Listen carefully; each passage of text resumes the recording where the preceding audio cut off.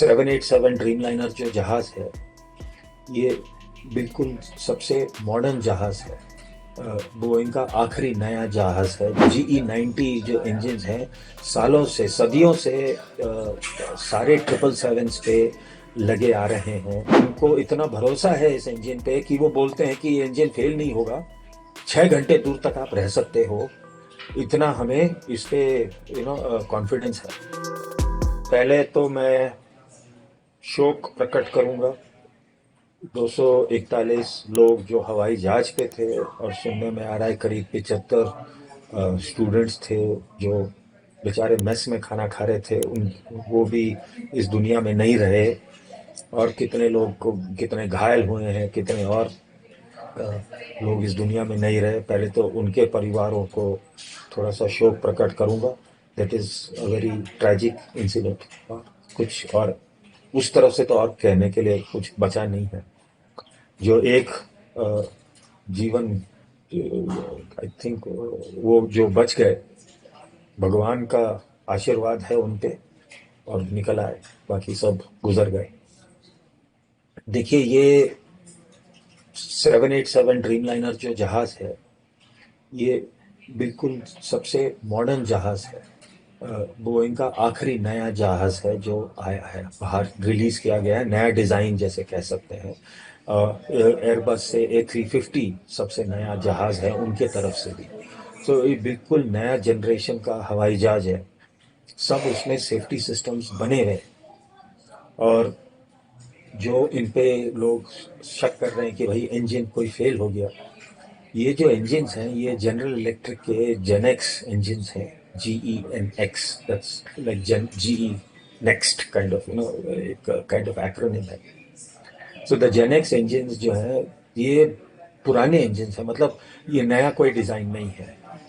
नया GE90 जो engines हैं, सालों से सदियों से सारे 777 पे लगे आ रहे हैं। जो नया वर्जन है 747 का, 747-8, उस पे भी फिट किए गए हैं। और बहुत रिलायबल इंजन। अगर आप देखें, एयर इंडिया जो सैन फ्रांसिस्को से नॉन स्टॉप फ्लाइट उड़ाती है दिल्ली के लिए, बम्बई के लिए, बैंगलोर के लिए, वो 777 यूज करती हैं। और उस पे भी GE90 इंजन फिट किए गए हैं। और अगर आप देखें उसका फ्लाइट पाथ देखें, तो नॉर्थ पोल के ऊपर से, और रशिया के जो साइबेरिया रीजन है जहां बहुत कम एयरपोर्ट्स हैं, वहां से जाती हैं। और क्योंकि ये इस इंजन के वजह से ये इंजन सर्टिफाई किया गया है कि किसी एयरपोर्ट से 6 घंटे दूर रह सकता है। इतना रिलायबल है लोगों को, कि इंजीनियर्स और सारे दुनिया के रेगुलेटर्स और एयरलाइंस रेगुलेटर्स मैन्युफैक्चरर्स, सब उनको इतना भरोसा है इस इंजन पे कि वो बोलते हैं कि ये इंजन फेल नहीं होगा, 6 घंटे दूर तक आप रह सकते हो। इतना हमें इस पे कॉन्फिडेंस है। तो थोड़ा सा ये 787 का पहला एक्सीडेंट है जहां मतलब मृत्यु हुई है। और हवाई जहाज को, जैसे एविएशन टर्मिनोलॉजी में बोलते हैं, हल लॉस। हवाई जहाज को अभी भी जैसे समुद्र के जहाज को बोलते हैं, तो जहाज का हल जो होता है, जो बॉडी होती है, so it is the first हल लॉस ऑफ अ 787।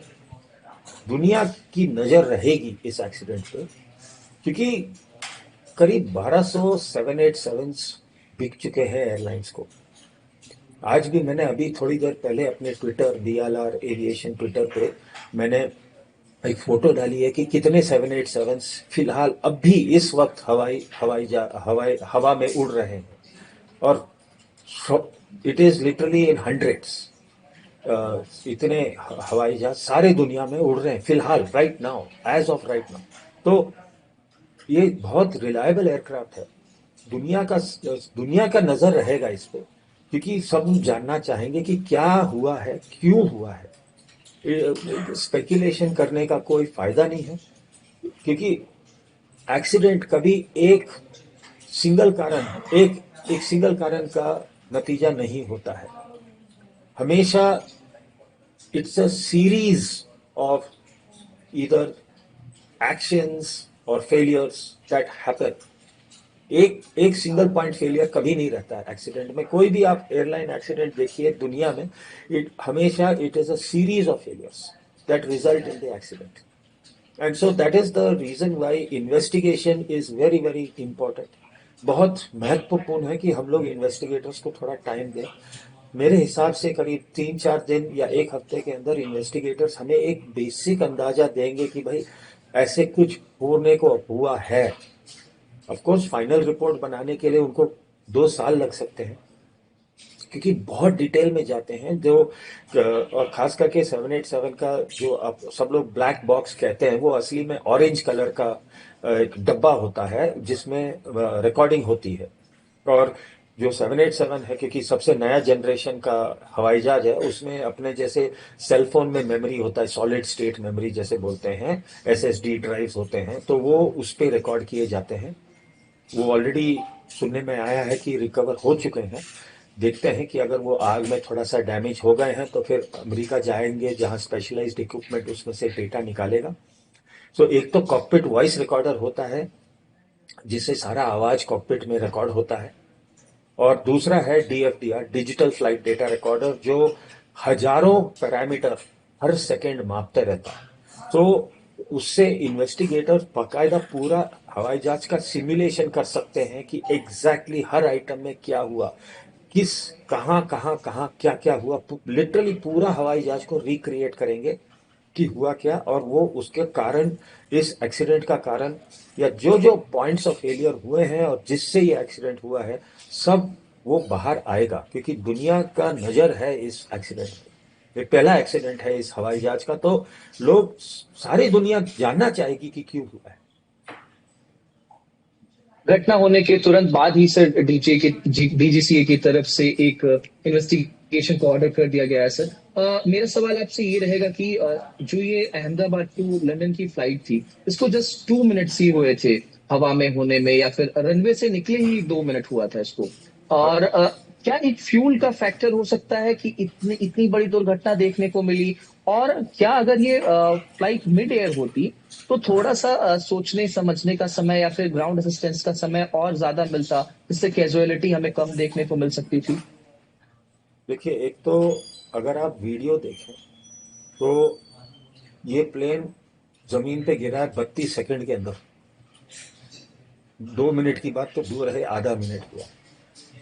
तो आधा मिनट में हवाई जहाज, पायलट्स के पास बिल्कुल कोई कोई मौका ही नहीं। अगर देखिए, इफ यू सी, अगर आप वीडियो देखें, सडनली हवाई जहाज चढ़ा है और बस ऐसे गिर गया है। Why? That is called loss of lift. It has entered into what is called aerodynamic stall. इसका मतलब है कि हवाई जहाज के जो विंग्स होते हैं, उसके ऊपर जब हवा फ्लो होती है, उससे विंग्स में क्षमता बनती है कि हवाई जहाज को उठाए। सडनली ऐसा स्थिति हुआ है कि विंग्स के ऊपर हवा नहीं जा रहा है। किस कारण से नहीं जा रहा है, वो सब इन्वेस्टिगेट होगा। अब फ्यूल है क्या, किस कारण से हुआ है, स्पेकुलेट करने की कोई क्या शैल वी से, कोई बेनिफिट नहीं मिलती है इससे, कोई हमें कोई फायदा नहीं मिलता। एक एक वही मैं रिक्वेस्ट करता हूँ सब दर्शकों को कि एक 3-4-5 दिन वेट कीजिए, एक हफ्ता तक वेट कीजिए। इन्वेस्टिगेटर्स जरूर कुछ आइडिया देंगे।